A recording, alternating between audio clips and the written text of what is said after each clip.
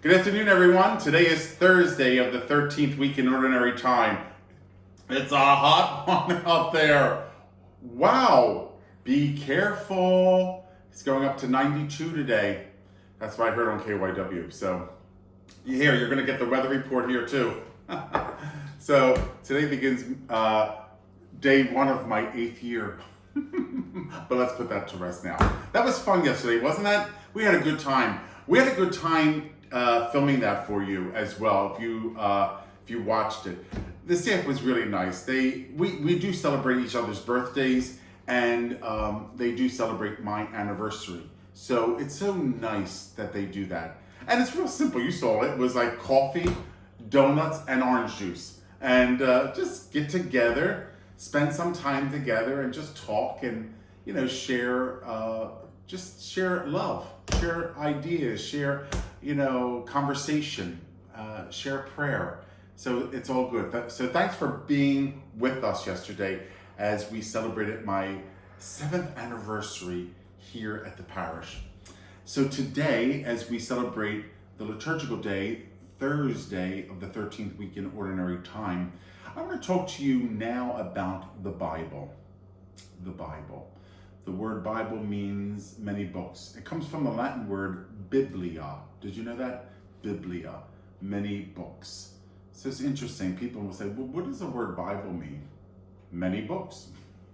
That's obvious, right? So how many are many? Well, in the Old Testament, there's 46. And in the New Testament, there's 27. For a combo of 73 books in the Bible. So now, when we say they're the number of books, we mean they're the number of books. Now, have those Christian communities, ecclesial communities, I don't say churches, there's only one church, there's only one Bible. So I say to you that there are ecclesial communities that may have not accepted all 73 books. See, the church determines whether or not they are canonical books. They have been established. They are the Word of God. That this is the Word of God made present to us. So the church determines that.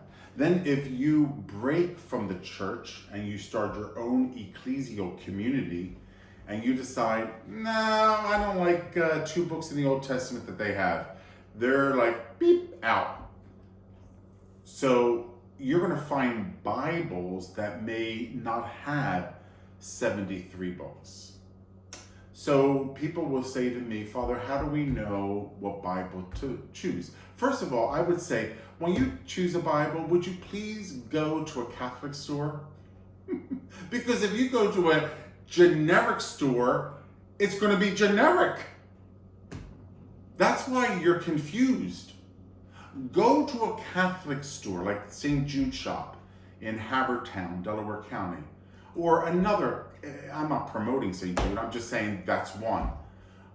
Or go to another Catholic store, but they will have only those Bibles that have been approved by the Catholic Church as the official Word of God.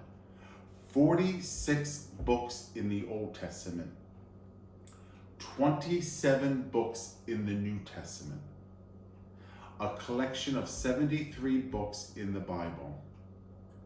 Now, there are 2 kind of official statements on the inside cover or the first couple pages. And those official statements are called the Nihil Obstat, Nihil Obstat. They're both Latin words. The Nihil Obstat, and then the next word, because that's 2 words, Nihil and Obstat. And the next word is called the Imprimatur. Imprimatur. Okay, those 2 statements you would want to see in any Catholic publication. Why?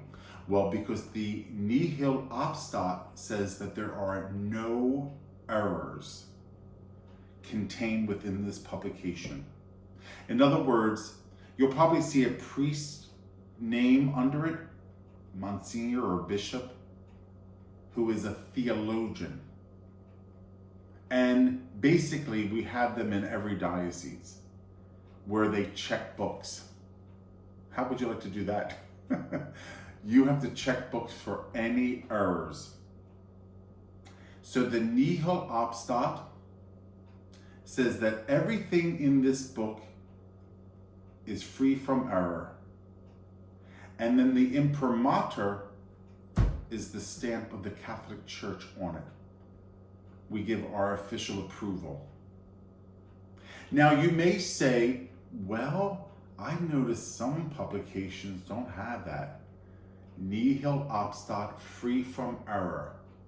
Imprimatur, the official approval of the Catholic Church. Why is that, Father? Well, because those publishers probably never brought it to the church for official recognition. Now, I'm not saying that those books have any error in it, because they may not, but they never went to get the official approval of it. So in people's mind, when they buy it, it's like, question mark. They're like, it looks right, it reads right, but they don't have a Nihil Obstat or an Imprimatur. Have you ever heard of those words before? Nihil Obstat, free from all error. That's a good kind of signature to have, right? What error? Any kind of error that is opposed to the teachings of the church. You know, people write everything. And you may think, oh, well, this is a religious book. And they talk about Jesus or they talk about a priest in here, so it must be right. No. Don't fall into that trap. Don't fall into that trap. No, just because people, listen, that's a business for people. It's a business.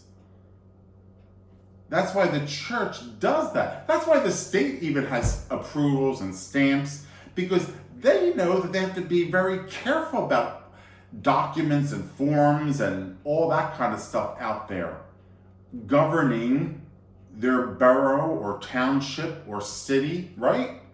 That's on the civil side. Well, the church has that too, because we're humans. People do things without us even knowing it. So we say, bring it here. Bring it on. Let me read it. Let me see if it has an error. And you know what another problem is? That if there is something questionable, they don't want to rewrite it. And they're like, well, this is what I believe. And then they take their toys and run. Well, that may be what you believe, but that's not what we believe. So can you see the difference? Exactly. So some just write because they're spiritual books, whatever that means. You know, a lot of people like to throw around I'm spiritual. I'm spiritual. What's that mean? I'm Catholic, which means I am body, soul, redeemed by Jesus Christ and saved by the blood of the Lamb and receive that sanctification and salvation through the sacraments. And I believe in the Word of God. What are you? Spiritual. Well, what does that mean? Well, that means I decide whatever comes down the pike. Basically, that means that I decide if I like that, like it's going through the cafeteria line. No. Okay, I'll take that. No, I'll take that. You know, and I go to the register and clock out there. So, spiritual is a generic word that people use. It's generic. It's not to trap them in a corner. I'm spiritual. I believe in God, but not the church. Oh, really? Well, then what happened with Jesus and St. Peter? You are rock, and upon this rock I will build my church, and the gates of hell shall not prevail against it. To you, I entrust the keys of the kingdom. Whatever you bound on earth shall be bound in heaven. Whatever you loose on earth shall be loosed in heaven. What does that all mean? Why did Jesus found a church? There's only one church that Jesus founded. See, the scandal is the fracture. Then let me start another one. Fracture. Let me start another one. Fracture. Because, everybody goes down the cafeteria line. So this guy left the church, the one church, and he started his ecclesial community. And he says, I don't like that and that. So with my ecclesial community, I have this, but not that. And this guy broke from him and said, I don't like that either, but I'm going to add this and take away that. And so it just becomes man-made religions, not founded by Christ. So they have elements of it, but there's only one church. Come on. I mean, you have to understand that. There's not multiple churches. One church. Multiple churches is nothing but absolute confusion. Multiple churches means that it's your decision on what is really authentic and not. So the church, when it looks at publications from the Bible all the way to a second grade religion book, right? Gives its Nihil Obstat and its Imprimatur. The Imprimatur is usually from the bishop of the diocese or archdiocese, right? Because that's the official seal. But the Nihil Obstat is one of the bishop's monsignors who is a theologian. And he reads the whole thing, page by page, to see if there's any errors. If there is, he circles them, brings the book back. They have to make the change, or there is no Nihil Obstat or Imprimatur in the book. Okay? So I hope that clears up any kind of confusion. Now you're going to say, and I did address it, what happens when there is no Nihil Obstat and no Imprimatur? Either A, the publisher did not bring it to the church or the diocese. Number two, there may have been an error and he didn't want to change it. The writer, the publisher. Or there's that possibility that I don't want to get the church involved in this. I want to promote this book and I don't want the church to be a stumbling block for me. In other words, I want people just to hear what I have to say, and I'm not going to change it. Okay? So when you don't have a Nihil Obstat or an Imprimatur, there's a lot of reasons maybe why the publishers did that. Now, you may say, well, Father, should we give out any kind of books that are without that? Well, we can, and I'll tell you why. Especially books that are really not matters of faith and morals. They're just spiritual readings. You're not going to bring a book about the spiritual life, the spiritual life of your journey or someone's book that they wrote to the church for a Nihil Obstat and Imprimatur, because you probably won't get it because that's personal revelation. There's a difference, right? Personal revelation or divine revelation, or those that's been approved by the church, like apparitions of Mary. It takes time and testing, interviewing, and all of that to decide if that is authentic. It may have been. It may have been. But the church has to have time to investigate that. They just can't come along. I saw Mary at this site, and then she told me that, blah, blah, blah. Okay, boom, Imprimatur, Nihil Obstat. Okay, take it. No, it's not like a book signing club. What do you think? What do you think a bishop stands there? Because, they don't have nothing to do. They just sit at Barnes and Nobles and just come on in. I'll sign your, what is it? Oh, I just wrote this book. It's really beautiful. It's about Jesus. Oh yeah, sure. Imprimatur and Catholic. Here, you're done. No, that's not how it works. I'm making light of all this because I just want to explain to you, in the big arena of things, it's a serious, serious thing to have a Nihil Obstat and an Imprimatur. To have a book that says this contains no error as pertaining to the faith and morals of the Catholic Church. Excuse me. Secondly, the bishop of this diocese gives this stamp of approval of it.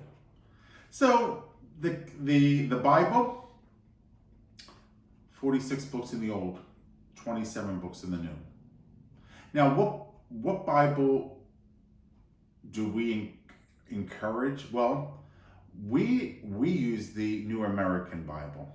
Now, what is the New American Bible? Don't think like, oh, the New American Bible, that's kind of weird, isn't it? Because there's a Jerusalem Bible, there's this type of Bible, there's that type of Bible.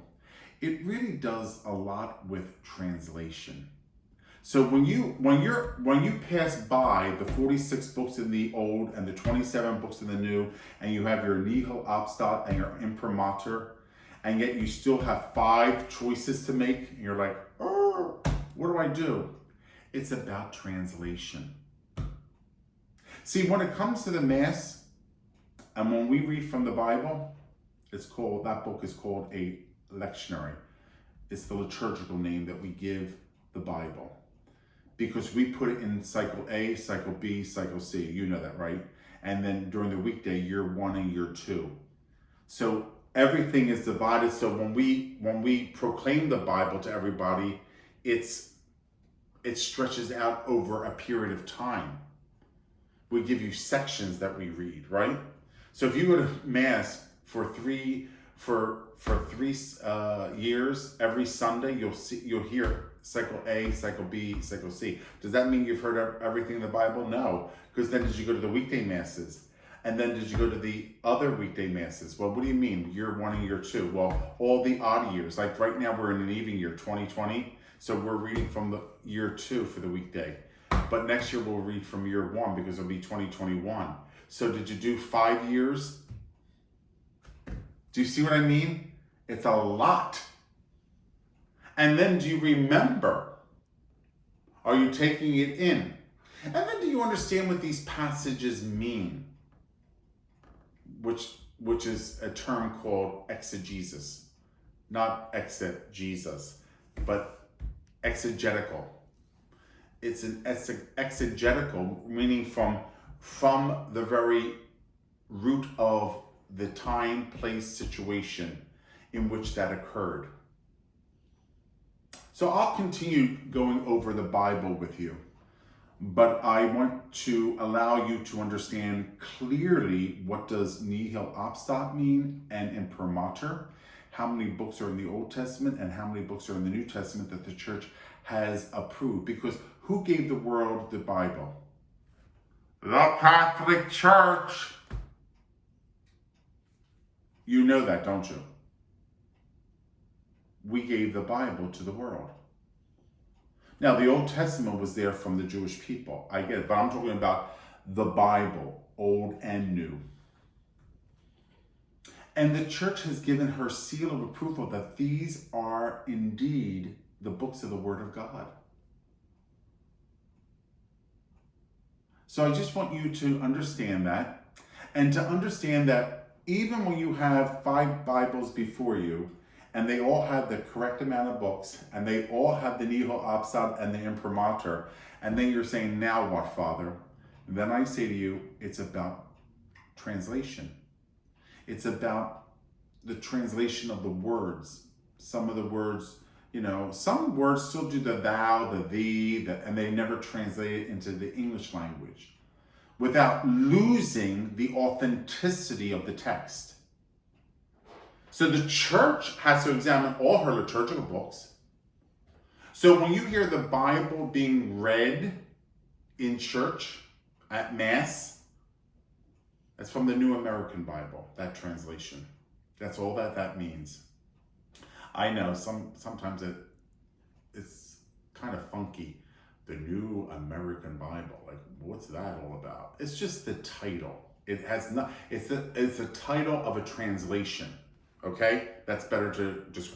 It's a title of a translation. And the church or the Conference of Bishops in the country, the United States Conference of Catholic Bishops, you've heard of that, right? The United States Conference of Catholic Bishops. They make the decision collectively as the body of bishops what translation is to be read at Mass for all the English-speaking, usually the English-speaking countries. So not only the U.S., but the U.S. has a vote on that. And that's when it becomes part of liturgical law. Okay? I know you're probably thinking to yourself, well, I'm going to get 3-credit course in this. Well, because it's not just like, 1, 2, 3, last one get the lights. It's not a Hallmark card. It takes a lot of time. Many people think, okay, I just walk into church, sit down, go to Mass and leave. They have no idea what's involved in all of that. And the purpose, the meaning of everything. It's not that the priest comes out like a cuckoo clock, boop, boop, boop, says Mass, boop, boop, boop, goes back to the sacristy. I'm not a bird in a cuckoo clock. It's just, it takes a lot of explanation and a lot of time if you want to know. Some Catholics don't want to know. Some Catholics want to know. And then some Catholics are not in the know, and then when they're faced with questions, they're like, I don't know. They never told us that. Baloney. You don't tune in on YouTube channels and read books or go to seminars. But the Catholic Church is constantly teaching all this. Constantly teaching all this. You have to find the right place to go. Internet, YouTube, seminars, workshops. It's all over there. It's all out there. So, that's why when Catholics are faced with this, they're like, I don't know. They never taught us that. Yes, we did. Well, how do you think I learned it? I also went to school, in elementary school, high school, went to the seminary. And then how about after the seminary? Do you think I stopped going to school? No. Do you know we're required as priests to have continual education? I just can't stop after I was ordained. I was ordained in 91. That was 29 years ago. I have to go to school every year to be updated, to learn. I have to have a responsibility to read. Plus, I'm a pastor of a parish. I have to tell the people what the church teaches, right? Isn't that my job? Part of my job, absolutely. So that I want to help you understand. And what I said about the exegetical, which means that we look at the writings of the Bible and we really, in layman's word, we extract it, that pericope. Remember that I use word take that section, pericope section. It's just be simple, right? You don't have to use all these words. Pericope, or the section of it, exegetical. You open and you look at that section and you see, where was that read? Where was that written? Who wrote that? Where was that place? Who was Jesus talking to? What was those people like? What were they seeking? What was their religious and political turmoil going through? Why was it presented in that area? That's what's called exegetical. Theologians, biblical theologians, study this. That's their job. They study every portion of the Bible to help us understand what this was, how it was written, why it was written, and all that. Okay? How's that for an answer? that was a $50 answer. That was Father, what Bible should we get? Father, what does Nihil Obstat and Imprimatur mean? So you got that whole package of an answer. And I hope that you just take time to listen to it, digest it, and then you'll really come to understand it better and better each time. And we'll talk more about it. Tomorrow we celebrate the feast of the great St. Thomas the Apostle. Isn't that nice? So tomorrow is St. Thomas the Apostle. Also, on Saturday is July 4th, right? Independence Day. So we're going to watch the Patriotic Rosary. We're going to have that at 8:15, and then we'll have Mass at 9 o'clock. All right? So that'll be wonderful. Confessions are at noon, and Mass is at 4 on July 4th, okay? Have a nice day.